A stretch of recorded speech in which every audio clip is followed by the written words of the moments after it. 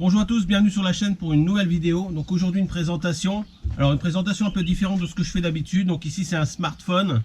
Donc on est sur le Blackview MV6600.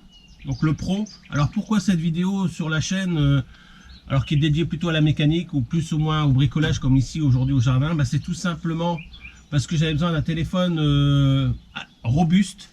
Parce que voilà, ça fait mon troisième téléphone que j'explose depuis que je fais les vidéos. Au début, j'ai commencé avec le téléphone pour faire les premières vidéos. Après, je suis passé à la GoPro. Mais bon, j'ai toujours mon téléphone qui subit les dégâts des diverses manipulations que je peux faire au moment du bricolage sur les voitures ou même des prises de vue. Donc c'est pour ça que j'étais pas trop présent sur les réseaux sociaux parce qu'il faut un téléphone en permanence pour pouvoir prendre des petits rushs ou des petites photos vite fait. Donc là, vous avez pu vous rendre compte que ça fait 3 semaines que j'ai en ma possession ce Blackview. Donc j'étais beaucoup plus présent sur les réseaux sociaux grâce à ça. Alors pourquoi avoir ce téléphone et vous le présenter aujourd'hui? C'est tout simplement j'ai été contacté pour vous faire une vidéo sur ce téléphone. Donc j'ai accepté, il correspondait exactement à ce que j'ai besoin aujourd'hui.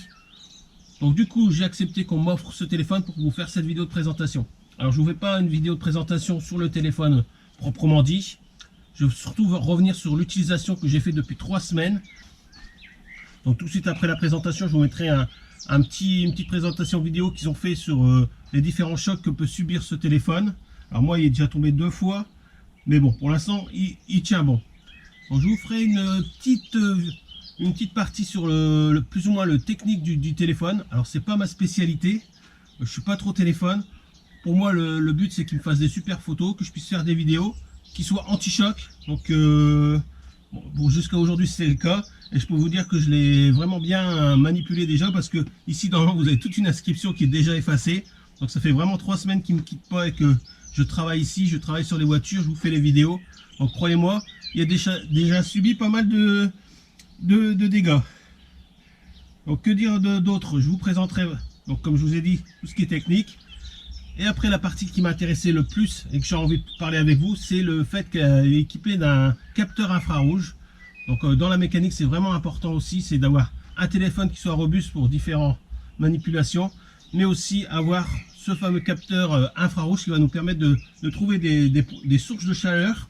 Donc je pense vite fait, quand vous avez un frein à main qui reste collé l'hiver et qu'il y a un échauffement au niveau des roues, vous voulez savoir quel côté subit cette friction. Il suffit de venir mettre le téléphone sur la roue arrière et vous allez pouvoir détecter tout de suite la température du disque et en même temps voilà, voir l'incidence qu'il peut avoir sur les freins.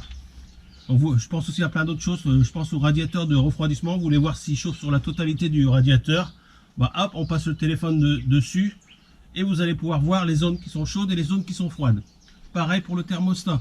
Donc quand même pas mal de petites choses qu'on peut utiliser, hormis téléphoner, envoyer des textos, prendre des messages, avoir les réseaux sociaux. On peut aussi jouer aux jeux vidéo. Alors c'est pas ma spécialité non plus, donc je vous ferai pas de démonstration là-dessus. On va juste faire le point sur tout ce qui est infrarouge et je pense que ce sera déjà pas mal de choses. Donc je vais vous faire 2-3 prises de vue avec les différentes utilisations qu'on peut faire avec ce téléphone et je pense que tout sera dit à partir de là. Voilà. Donc que dire d'autre? Tout simplement je vous mets la petite vidéo de démonstration qui a été faite sur ce téléphone et nous on se retrouve après pour les tests au niveau de l'infrarouge. Allez, à tout de suite.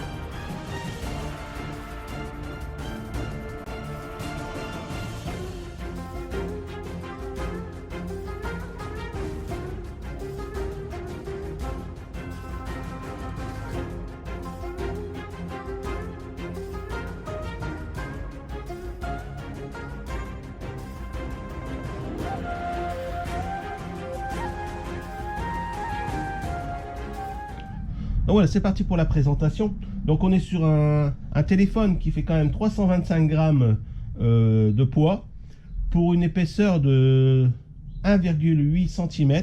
Alors au début c'est assez impressionnant, mais bon voilà, on s'y fait assez rapidement quand même. On a vraiment une bonne prise en main. On sent qu'il y a de la batterie derrière, on sent qu'il y a du poids. Il est très bien protégé sur le périphérique, sur le dessus, tout ça.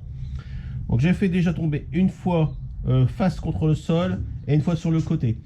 Donc à savoir qu'il est déjà livré avec le film de protection en façade. On est sur une définition de 720p. Alors c'est du 1440 par du 720. Voilà. En façade, on a un appareil photo 8 millions de pixels. Sur la partie du dos, on a 12 millions de pixels avec un deuxième appareil qui sert à faire le capteur, donc une lentille qui sert à faire le capteur de température. Donc sur le côté gauche, le bouton multifonction, le tiroir à micro SIM, donc la possibilité de mettre 2 micro SIM ou une micro SIM et une carte SD. Partie droite, vous avez le bouton power et les boutons de volume. Voilà. Sur la partie inférieure, bah forcément le chargeur. On est sur quand même un téléphone qui est assez fluide, très rapide. Bon, nous, en ce qui nous concerne, on va aller directement dans l'application qui sert à l'infrarouge. Donc, il est déjà installé, hein, vous n'aurez pas besoin de l'installer, il est déjà dans le téléphone. Voilà, qui se met en route assez rapidement. Donc, en haut, vous avez différents menus. En bas à gauche, vous avez la source de lumière que vous voulez appliquer au moment de vos recherches. Bon, moi je reste sur faire, c'est ce qui me correspond le mieux. Un mode de capture, donc photo, vidéo, vous pouvez faire directement des types lives ou alors aller directement sur YouTube. Voilà, et transférer tout de suite votre vidéo. Alors moi ce que je vais faire, c'est que je vous enregistrerai directement du téléphone les vidéos et je vous mettrai ça au montage. Donc ici vous avez la possibilité de rajouter une cible, donc moi je mets la cible sur fond vert. Vous avez la possibilité aussi de mettre un curseur de température sur la droite, donc il va vous permettre d'échelonner votre recherche. Voilà, et ici vous avez forcément, comme un appareil photo, la capture que vous aurez fait. Donc différents paramètres, vous avez la possibilité de déverrouiller ou de reverrouiller le système que vous avez mis en place. Donc voilà, donc c'est parti, je vais vous faire 2-3 petites démonstrations, puis on se retrouve après. Donc voilà, on se retrouve pour le test. Donc 3 vis, donc voilà, je les prends en main, des vis froides. Et là j'ai mis une vis à chauffer. Donc on peut se rendre compte qu'on voit tout de suite sur le capteur la vis qui est chaude. Voilà, plus vous vous rapprochez et plus il va détecter la température de la vis. Voilà, alors que ces deux sœurs qui sont juste à côté, voilà, ils sont froides. Bon là on peut se rendre compte qu'on voit ma main sur la vidéo. Donc voilà, là ça peut être déjà une recherche d'une pièce chaude sur un moteur ou sur un train avant. Donc bien sûr une vis, bon, ça va peut-être pas être le plus intéressant, mais bon, vous allez pouvoir voir un étrier ou différents accessoires qui ont pris un coup de chaleur sur votre véhicule. Donc voilà, ici j'ai deux électrovanes. Donc j'en ai une que j'ai branchée, je sais qu'il y a en court-circuit, donc on peut s'en rendre compte sur la gauche, voilà, qu'elle a un petit coup de chaud. Donc aussi on est à 42 degrés, 47, ça varie. Et si juste sur celle d'à côté, voilà, on se rend bien compte qu'on est qu'à 16 degrés. Donc ça nous permet d'identifier un bobinage en surtension, donc comme ici sur la deuxième électrovanne. Donc là on a bien la température qui est en train de redescendre, parce que je viens de la débrancher, donc elle va redescendre vite à 0. Et voilà, on peut se rendre compte que par exemple sur un ensemble comme ici où il y en a deux électrovannes, on peut se rendre compte que celle de gauche elle est en court-circuit, et du coup on va pouvoir faire son remplacement.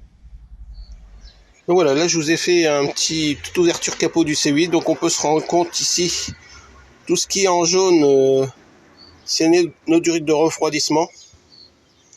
Voilà, donc tout ce que vous voyez en jaune, c'est le circuit de refroidissement, et un petit peu en arrière-plan ici où je vous cible le doigt. Bon voilà, là c'est le haut de culasse, hein, donc c'est normal qu'il est chaud. Donc j'ai paramétré à moitié de température, donc on est entre une recherche entre 34 degrés et 67 degrés. Donc c'est pareil, vous pouvez varier la recherche suivant ce que vous avez besoin d'identifier. Ça va vous permettre de ne pas avoir une trop grosse zone de chaleur, hein, comme ici. Bon voilà, on a toute la partie moteur, on peut se rendre compte du circuit de refroidissement. Donc voilà, suivant comment vous étalonnez votre recherche au niveau des degrés, vous allez pouvoir cibler plus facilement dans votre compartiment moteur.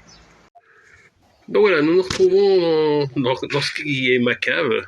Donc ici, on peut se rendre compte, alors je ne sais pas si vous voyez bien sur la vidéo que je filme avec le téléphone, on a la tuyauterie d'eau chaude, alors qui monte jusqu'à la salle de bain. Voilà. Sur votre gauche, vous pouvez vous rendre compte qu'on a le cumulus, donc sur la partie supérieure qui est beaucoup plus chaude. Alors j'ai essayé de faire un petit zoom dessus.